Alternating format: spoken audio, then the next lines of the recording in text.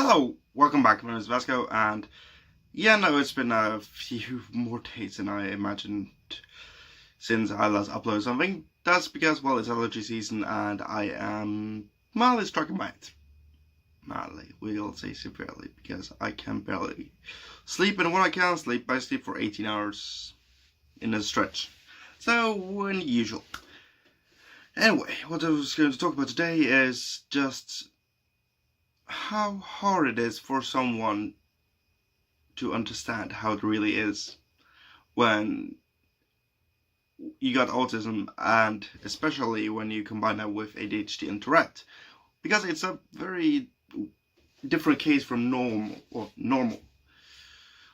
And how I experienced it at the course yesterday is just that, okay, to maintain a normal conversation, you need to look people in the eye, seem interested, and act accordingly.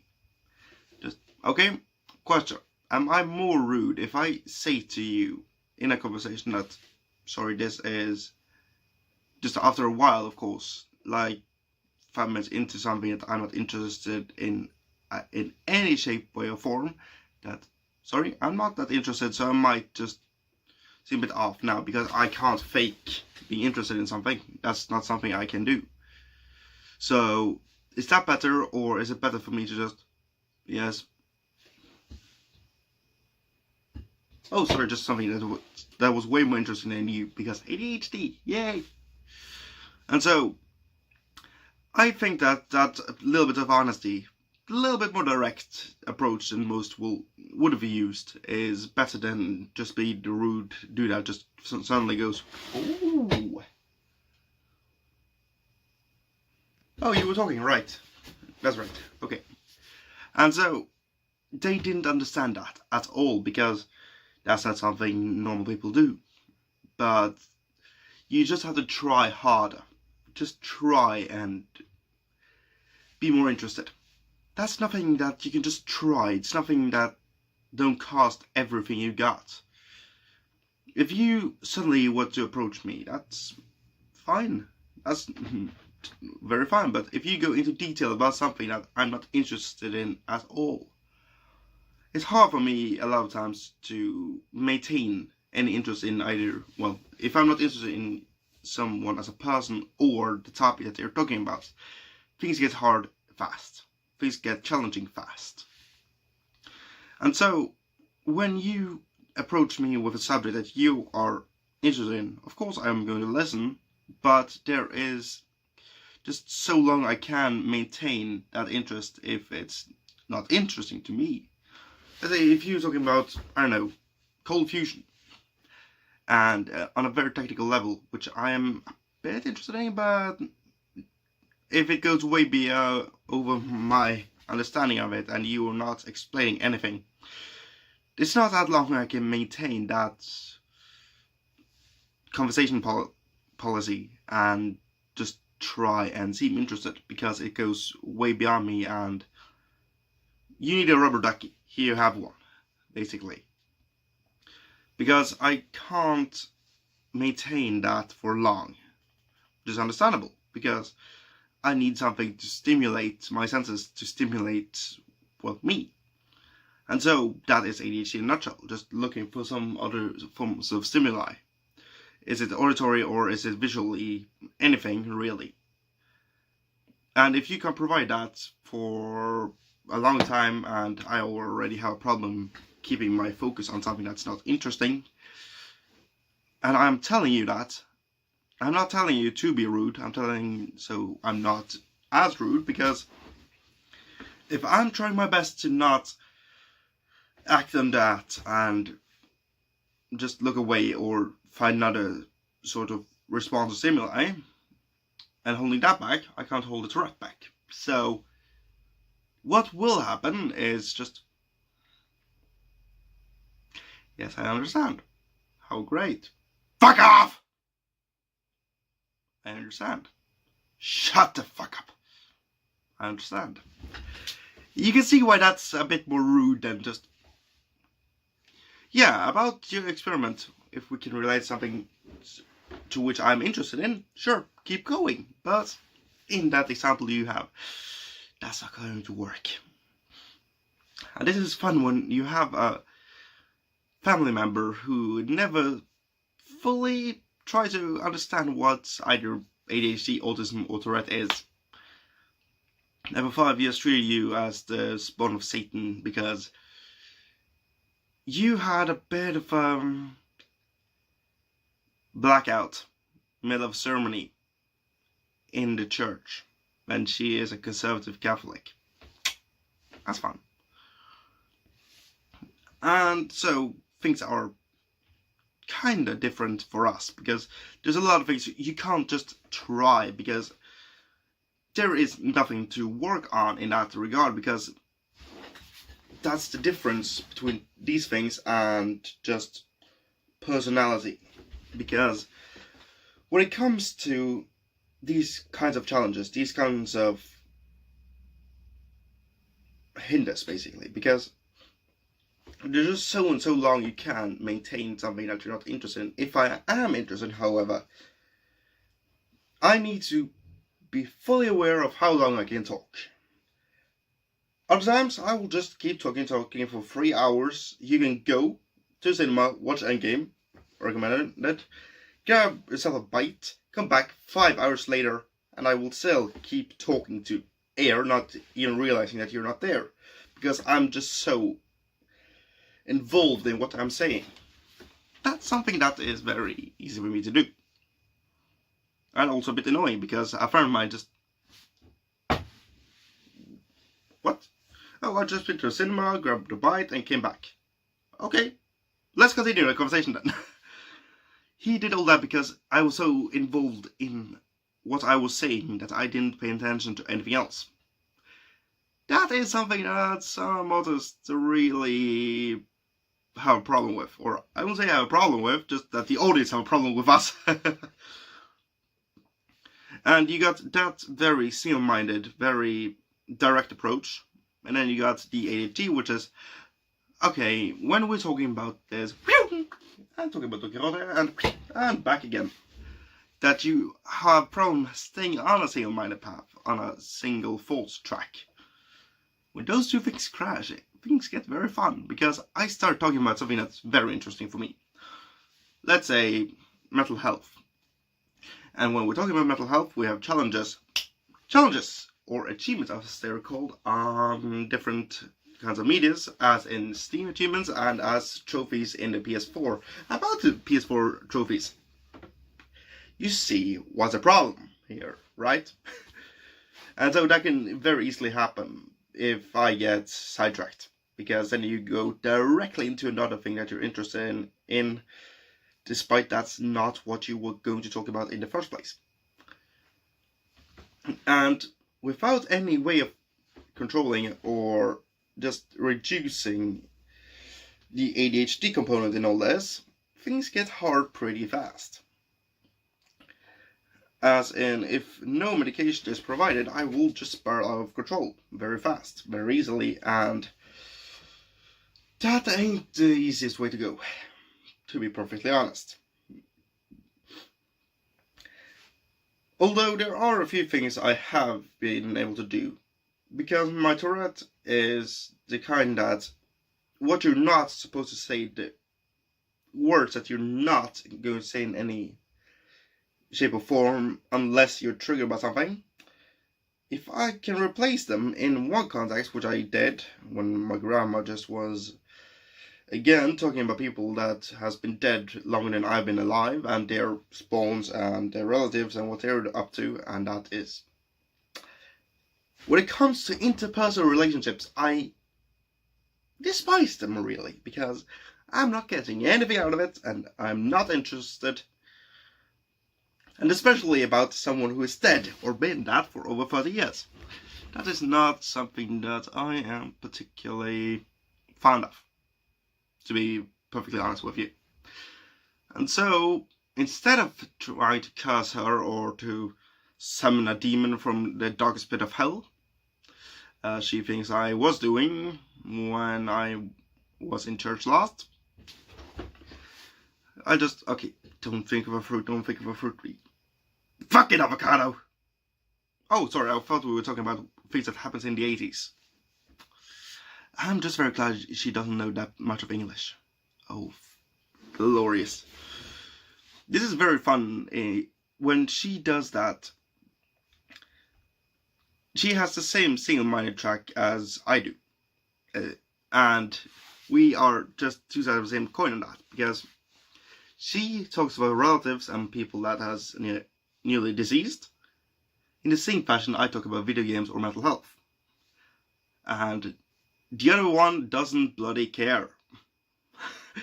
So it's really impressive how different and simultaneous alike we are.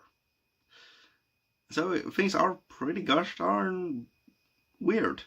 Because she has active listening, which I don't find interesting at all, and just annoying most of all, but still, that's something to make sure that, sure, you're not paying attention, but you're faking that, and I don't really care about the response I get, but fair enough.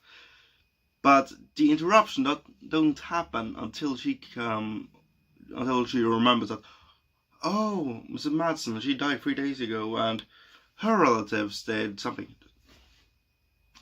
Thank you. I was in the middle of third level video gaming here from the 80s until 2000s. Sure, talk about Mrs. Madsen. How is she? She's 6 feet under. Okay. Is it fun there? You can see why things get weird and hilarious for some, but very annoying to me. And back to the course, which is the main concern here, that they rely too much on... I don't have a problem with neurotypicals at all, except when they are trying to force onto us a sort of, this is what you are, you're not this, you are nowhere close to us. And I find myself in a bit of a center here, because I'm not any kind of severe case of autism, Tourette, or ADHD. I'm just a compilation, just, okay, we throw a bit of that, bit of that, bit of that, and poof, here's Vasco. And I can understand where they're coming from, but they are mistaken. Really mistaken. And I can understand the theories of the teaching theories that they're using, the pedagogic, the PED, they're using the special PED, they're not using, which they should use, because that's what you have special PED for. Yeah. And so I see the problem on both sides and understand it. I'm a bit of a mediator here, because I'm telling them, really, here's what we experience on the course. How fucking mistaken you are. Please fix that. And that is the reason why I applied for the bachelor in Spec Ed, just so I can come back here, smash that bachelor's degree in your table so fucking breaks, and just say, okay, give me the course list, I'll take it, because you can't do a goddamn thing without erupting every fiber of nerve in all of us. Thank you. You can see why I'm a bit agitated about this, because when they have their solutions to us, it's basically, yeah, just do the impossible and we'll talk later. It's easier to invent time travel than to do this, because that is plausible at best. Impossible? Maybe. But still, it's easier to do that than to do this that you're asking of us. So, what should we do? I will say teleportation instead, because that is more probable. You can do it with an apple, do it with a human, sure. Let's do it tomorrow. Anyway, I always get super tired after that course, because if I read, or if I'm attending a course in special PED, and there are people who really understand it, sure, I can be on that course for 8 hours, I can be reading it for 14 hours without even feeling a sweat, or needing one single break, but this one, no. After 3 hours, I am completely worn out, because it's so much bullshit.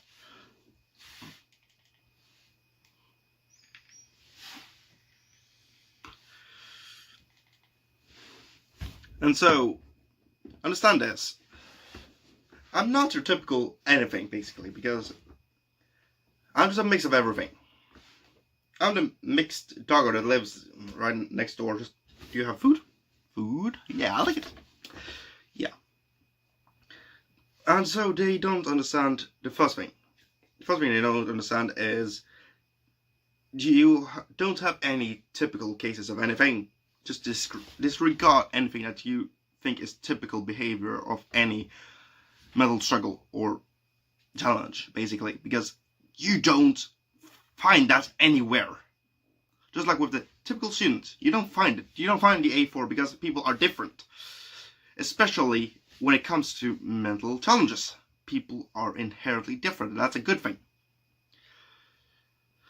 And when it comes to ADHD, if you always begin thinking that, okay, one with ADHD must always have very high energy levels, they must always have a problem with concentration, they can never be focused. Sure, you'll find that once in every 10,000 case.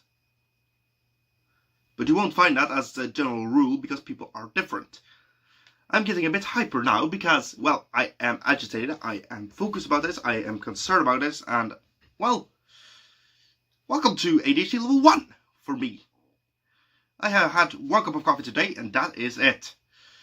I'm more hyper now than when I have 4 liters of coffee, which is my usual amount of coffee in a day, basically, in that giant mug I have, which is 0.75 liters. Yes, I drink a lot of coffee. I need it, normally. But this is what happens when I'm a bit agitated, because I tend to hold back every single impulse I have, every single tick, every bit of energy burst I have, and when I don't, I have barely any fucking control. Which is the reason why I'm holding back is not because it's ADHD or anything, it's because I can barely control my ticks at normal level. When you increase my energy output, that will happen. I don't have any control. I barely have any control right now, and I'm ticking in my legs as hell. Which is very fun. Anyway, back to the issue here, that you can't say that you need to have a typical case and just begin there, because ask people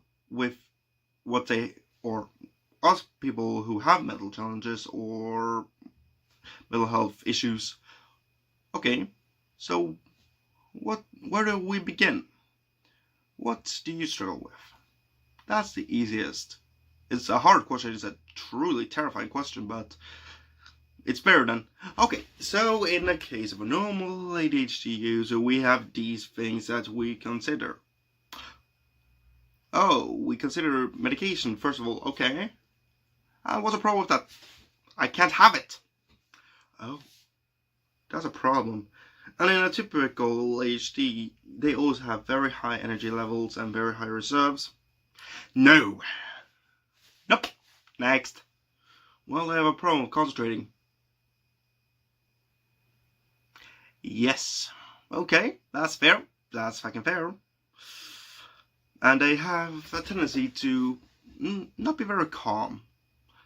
Do you think that comes from 1, you're annoying the hell out of me, 2, Tourette, which is inherently the problem with just calmness or lack of thereof, ADHD, which is just energy level just up and down all fucking day, autism, which wants to focus on everything and be directly as pluck for me. I'm just saying for me because that's how I experience things. I don't know how you do or how anyone else does, and so I'm just taking myself an example and just running a bit of statistics here because, well, that's the close things I have.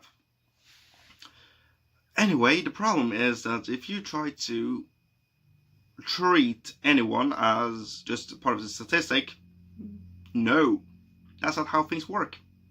May work for some people, but for a lot of them, no. So you must take every different case as a different case. Don't rely on your data all the time. Have your data already, but don't rely too much on that as with PED theories and just teaching methods, because those are not going to work all the time. And if you are educated in PED or in teaching methods, or as a teacher, you must be able to flip on a coin. You must be able to use a bunch of different teaching methods. Otherwise, I'm not going to see you as a teacher. because you have to be able to adapt. If you're not able to adapt, well, sorry mate, you're not cut out for that job. Because you are not going to find just every student to be the same. If you do, there's a problem with the system, because the people are different, as I say for the last 20 minutes. And so when it comes to this is, one, you have the wrong people for a job. You have people who think that everyone should be equal and there is a set of rules for everyone. That's fine, except that no one follows them. We have problem understanding those, and it's impossible for us to even try and correct something, because some things are inherently different. Some things are inherently impossible for us to do. And with that in mind, think about this. If there are rules for a conversation that I say, hi, how are you? I'm fine. You? Okay, I'm fine. In most cases, I just cut that. So what do you think about that? If I know the person, I don't really care about that. If I do, I ask. But normally, if I have a question, I just, hello. There we go. And so a lot of times, you don't see that exchange, that introduction. Hi, hello, how are you? And so on. That rarely happens, because it's either implicit or explicit, or just worked into a conversation normally, or that you know it already, or a bunch of different reasons, and they really are there. If they are, fine, but having a rule set for how a conversation should work, fair enough, but this is something that, when you've used the rule set long enough, you know that you're going to change that a bit. This is what happens throughout childhood, teenhood, or teenagers and adults. They have changed that rule set. And so for us, if we were to adapt that somehow, to that level of concentration or that care, if those rules don't apply anymore in a conversation, I will have a meltdown. Just, okay, now I have prepared everything, I've read every book on the art of conversation, and if they aren't following those, I'm going to have a big problem, because then I have nothing to rely on. Because, okay, think of this as, if you're a musician at a concert, you have notes, and if something comes up and you have to change that, that's going to be a bit of a problem if you are only working towards that sheet that you have in front of you. If suddenly something, okay, we're going from Bach to Beethoven now. What? What? You see the problem. That is just an example of how it is for me if I'm going to have to rely on a sheet and just, you're not following it. Follow your script, goddammit. No. Okay. What? Yeah, you see the problem. And so, trying to classify this, trying to make rules step by step that is not applicable to society. Why make them? Why do you want us to be extroverts? Why do you want us to approach different people which we don't want to? That is not how you treat a situation. Like in a lunch break at your office, if you're inherently an introvert, you enjoy being by yourself. You don't enjoy being the middle point of a conversation. You don't enjoy. It takes a lot out of you just to talk to a normal human being. And you don't want to use up all your energy on a conversation that goes nowhere, that is just small talk. Then that is not a problem. Unless you make it a problem, unless you're almost forced to go and engage in the conversation. If you want to be alone in your lunch break, fine.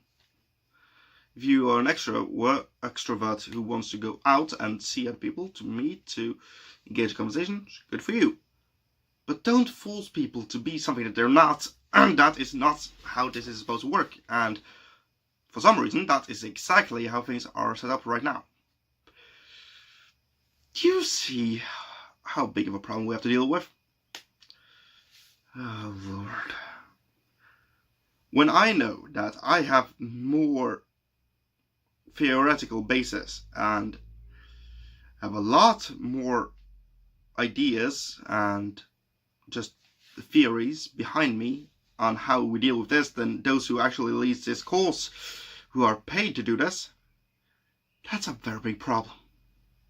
When you're using teaching methods which are based upon, or at least made for, those who are more typical based, or those who don't have mental challenges or issues, and you try to use those methods and theories on us, those are inherently flawed, because those don't account for everything else.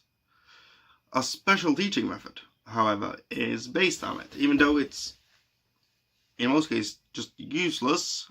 You can still use a bit of it. And sometimes, when it comes to teaching methods, you have to plug a bit there. Okay, we have a new theory. That may work. I'm not saying it will work, because, well, you know the problem there. And so, you have to be able to not be as rigid. If you're saying that we're rigid, well, we're here trying to change. We're here trying to understand a bit better how we're supposed to act. If we can do that is another thing, but we are at least trying to change.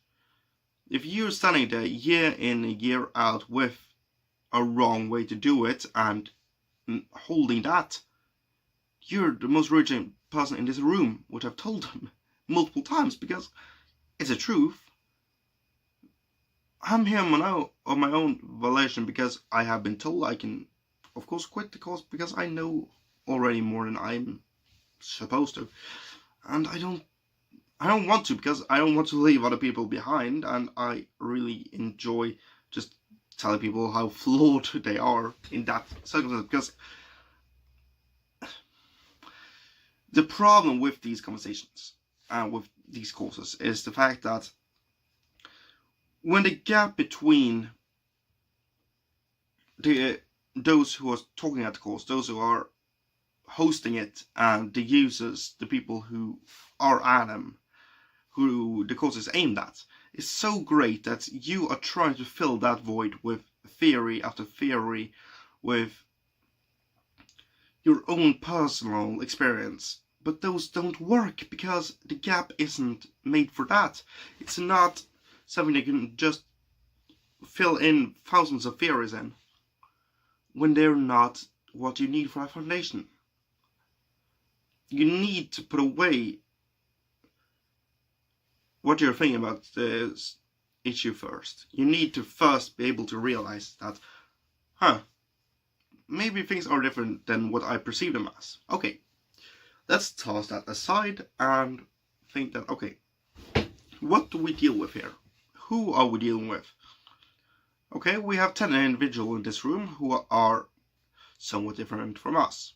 What are their strengths? What are their weaknesses? How can we help them? And how do they want to be? What can we do? Instead of, this is how we do it.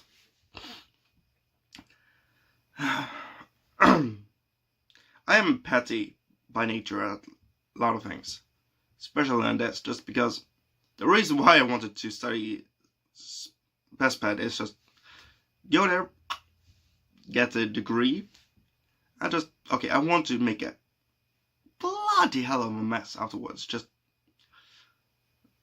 there are a lot of things that needs to change, both in the course and in the world. So what are we waiting for? Let's just do it. Let's prove that we are different in a good way. Because, sure, we have a very long way to go, but what are we waiting for, really? How long do we have to just stand by and let people talk down to us? Just, okay, you're broken, let's try and fix you to be exactly like us. I can't. I fucking can't, you idiot. In some cases, I have way more energy than you. Sometimes, no. Sometimes I'll be way more directly than you can ever imagine to be, you asshole. And sometimes I am very distracted. That's how it is. Sometimes I can see the details way more than any of you can. Sometimes I can't see shit, basically. I'm blind as a bat. And they're not really blind, but you don't care about the anatomy of bats, I imagine. But at the end of the day, it's just like, it's a lot of things to do, a lot of things we have to fix in 2019. So let's begin. Let's go out.